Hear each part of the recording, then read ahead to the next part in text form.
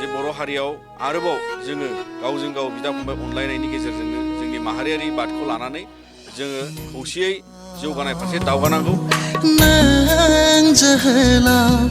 बालिराम बर'। जोङो बर' माहारिनि थाखाय हरिसिङायाव थानाय जोंनि जोहोलाव बालिराम बर' बिथांनि मुसुखानि गुदियाव जोङो बिथांनि मुंख्लं सान 30थि खेबनि थाखाय बेवहाय जोङो फालिदों आरो बिनि गेजेरजों जोङो जोंनि गासै दुलाराय बर' फरायसा आफादनिफ्राय बर' माहारिनि थाखाय जोङो मोनसे माहारियारि जे जोंनि जांख्रिथायारि माखासे सम आरो थासारिनि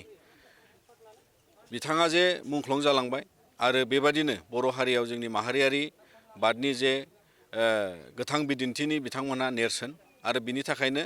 जोङो इयुन जोलै आरो जोंनि बर' माहारियाव जाहाथे अराय जोंनि बे बर' माहारियारि बादनि मोनसे गोसो आरो बोलोआ अराय थांनानै थानांगोन आरो बेबायदिनो जोंनि गुबुन गुबुन सम आरो थासारियाव जिबादि जोंनि माहारियारि बादखौ लानानै जोङो बर' माहारि हिसाबै थांना थानो लुबैनायाव जोंनि गणतान्त्रिक राजखान्थियारि अधिकार जोंनि राव जौगानाय जोंनि थुनलाइ फेहेरनायाव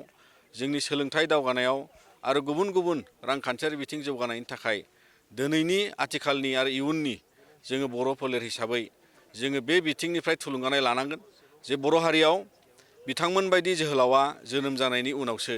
जोंनि आफादनि दारै दुलाराय बर' फरायसा आफादाव बिबान लानानै बिथांमोनहा गुबुन गुबुन समाव गुबुन गुबुन थासारियाव बर' हारिखौ गोजोर खालामनो थाखाय जुजिनाय मावनाय बेफोरबायदि गोसो बोलोआ दिनैनि इयुननि थाखाय बियो थुलुंगानाय जानांगौ आरो बिनिखायनो जों दुलाराय बर' फरायसा आफादनिफ्राय अराय मिजिंथिगोन जे बर' हारियाव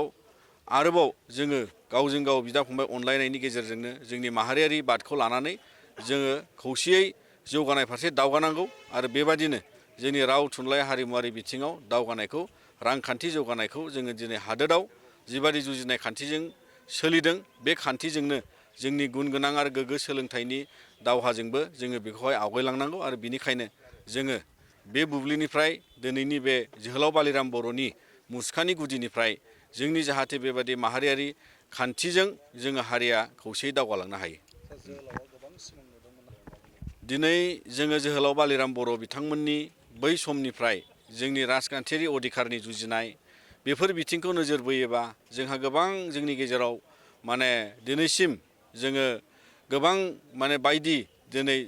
मुंख्लं जालांनाय मुंख्लंफोर थाबाय जोंनि राजखान्थियारि अधिकार जोंनि थामोनथानि बाथ्रा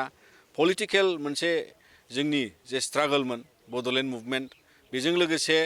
जोंनि राव थुनलाइखौ एस्टाब्लिश खालामनायनि जे मोनसे सेस्टा आरो बेबादिनो गावबा गावनि पलिटिकेल राइट्सखौ जोङो ससिय' इक'नमिक एन्ड पलिटिकेल राइट्सखौ भारत संबिधाननि सिङाव सिकिउर खालामनो थाखाय जोंनि दिनैबो बर' हारि हिसाबै बे मोनथायफोरखौ मोनफुंनायनि थाखाय जोङो गुबुन गुबुन पर्यायनि दिनै सावरायनाय आरो दिनै बिटिआर गोरोबथानि उनाव गोबां जोंनि माहारियारि